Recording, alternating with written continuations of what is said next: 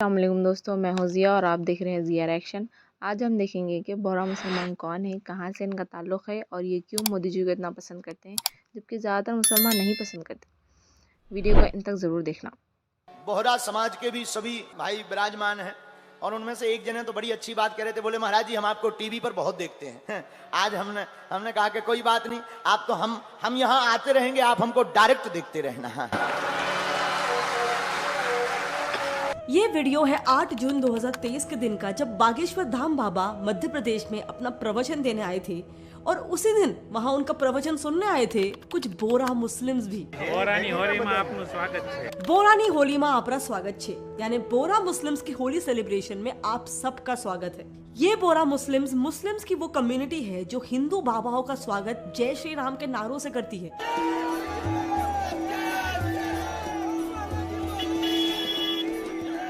अपने माथे पे चंदन का तिलक भी लगवाती है, राम जन्मभूमि को फुल्ली सपोर्ट भी करती है और सबसे important, this community just loves PM Modi, जिनकी पार्टी बीजेपी को कई कम्युनिटीज इंडिया में एक डिवाइसिव लीडर की तरह देखते हैं। इनफैक्ट ऐसा काफी कम होता है कि मोदी जी कोई देश में जाए, इजिप्ट, फ्रांस, बांग्लादेश, यूएस, दुनिया के किसी भी कोने में जाए और वहाँ की उस देश की बोरा कम्युनिटी उनका धूमधाम से स्वागत ना करे। ગુજરાતના મોદી સાહેબ, અમે આપનું હાર્દિક સ્વાગત કરે છે પેરિસના અંદર।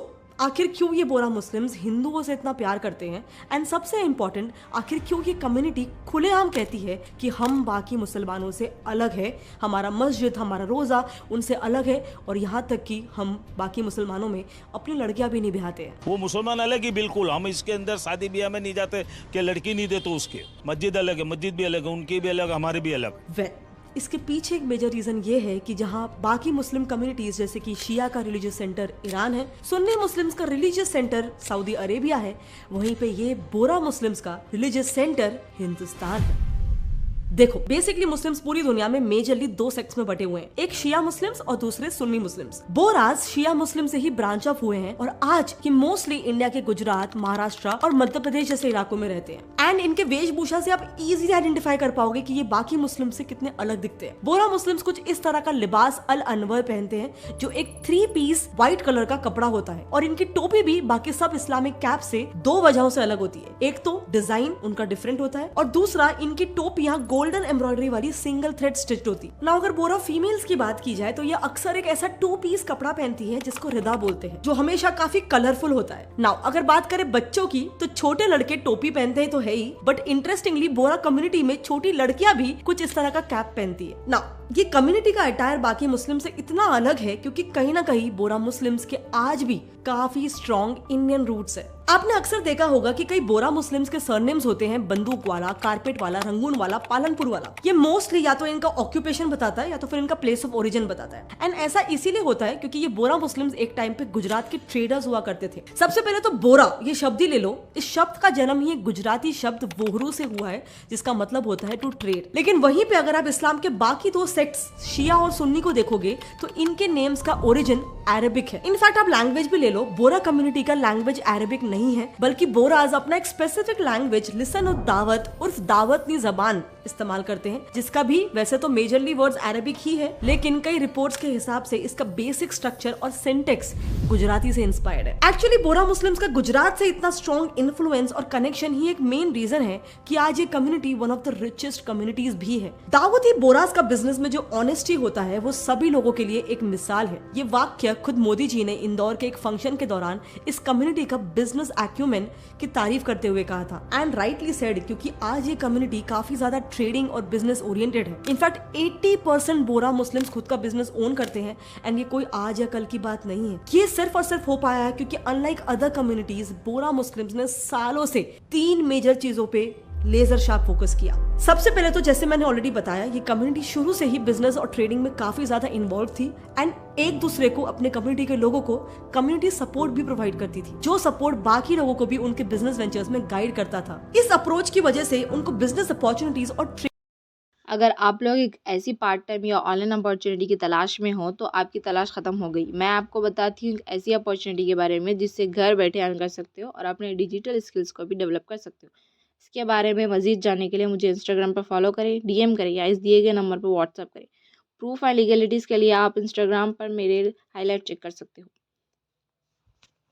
Now coming back to our topic, Bohra Muslims ने अपने कम्युनिटी में बिजनेस कल्चर डेवलप करने के लिए जो दूसरी सबसे इंपॉर्टेंट चीज पे फोकस की थी वो था वुमेन एम्पावरमेंट। जो कॉन्सेप्ट एक्चुअली ये कम्युनिटी ने प्रॉफिट मोहम्मद की वाइफ खदीजा, जिन्हें ऐसा माना जाता है कि वो एक बहुत ही अच्छी ट्रेड्स वुमेन थी, उनसे इंस्पायर्ड होके ये कॉन्सेप्ट इन्होंने लिया है। द कॉन्वर्सेशन के हिसाब से हिस्टोरिकली ही बोरा औरतें उनका ये unique attire, skull caps, prayer mats, bags, jewelleries वगैरह बनाते आई है, उनका बिजनेस भी करते आई है। लेकिन कोविड के बाद इन्होंने भी बाकी बिजनेसेस की तरह ऑनलाइन काफी एक्सपांड कर लिया है। दूसरी इंटरेस्टिंग बात, बोरा मुस्लिम्स की जो कम्युनिटी है ना, वो बाकी बोरा मुस्लिम्स के बिजनेसेस को काफी सपोर्ट करती है, टू द पॉइंट कि उन्हें उनकी कम्युनिटी से इंटरेस्ट फ्री लोन्स तक मिलते हैं। Can you imagine that? Yes, उनके 52nd लीडर हिज होलीनेस सैयदना मोहम्मद बुरहानुद्दीन ने एक इस्लामिक प्रैक्टिस शुरू किया था, जिसमें उनकी कम्युनिटी अल कर्द अल हसन यानी द गुड लोन देती है पूरी दुनिया के कुछ ऐसे ऑर्गेनाइजेशंस को, जो फिर आगे जाके इंटरेस्ट फ्री लोन्स बांट सके उन कम्युनिटी के लोगों को। एक्चुअली बोरा मुस्लिम्स का एक बकायदा ऑफिशियल बिजनेस डिपार्टमेंट भी है,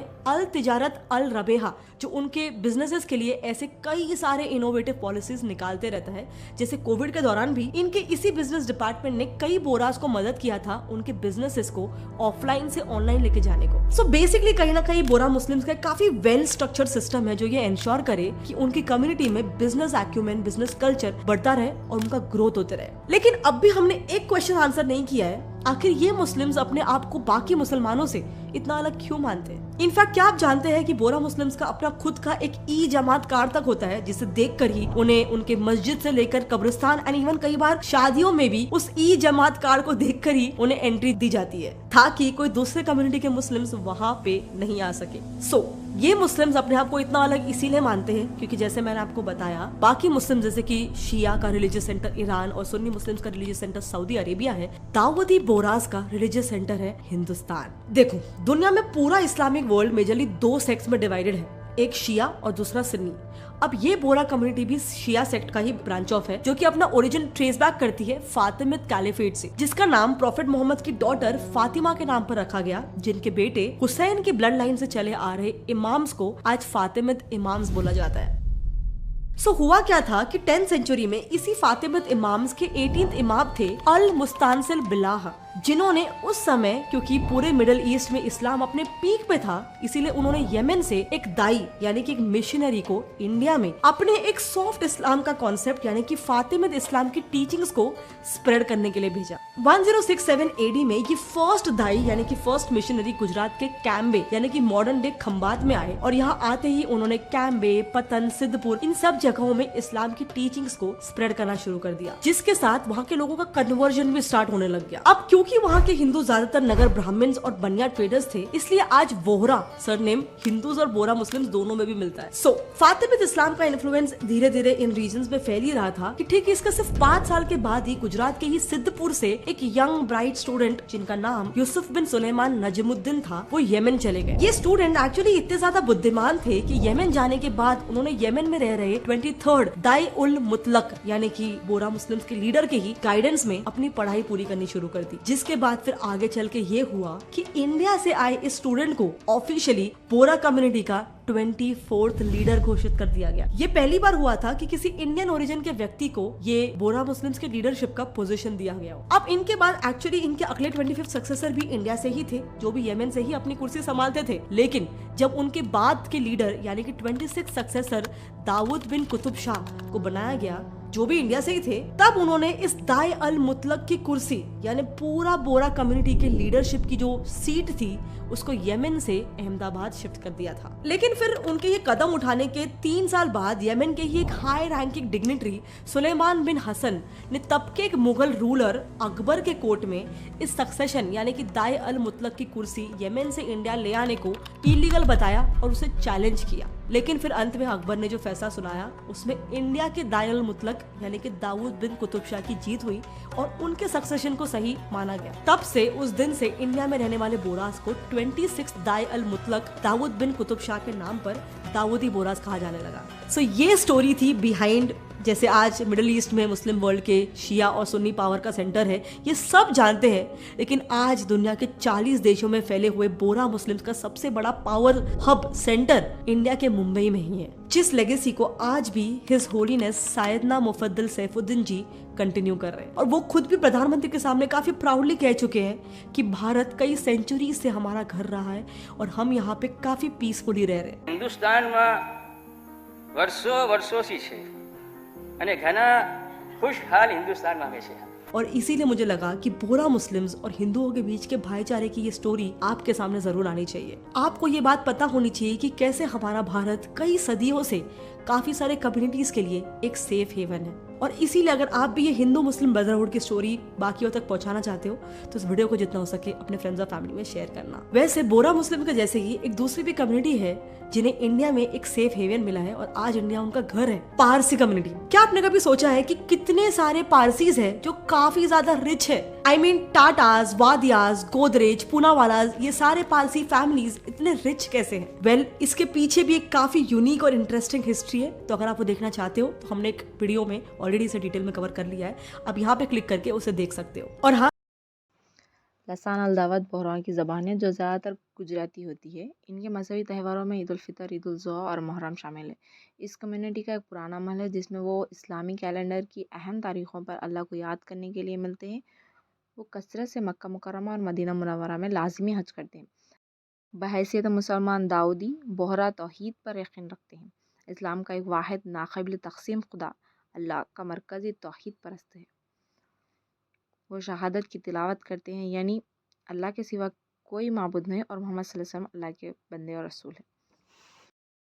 और इनके 7 बुनियादी सुतून होते हैं। पहला तो शहादत, जो मैंने अभी आपको बताया। बाकी 6 सुतून तहारत यानी जिस्म और ख़याल में पाकीज़गी, और नमाज और ज़कात यानी अल्लाह की राह में अपनी कमाई का कुछ हिस्सा देना गरीबों, मिस्किनों, यतीमों को, और रोज़ा ख़ास तौर पर रमज़ान के महीने में, और हज और अल्लाह की राह में जिहाद करना।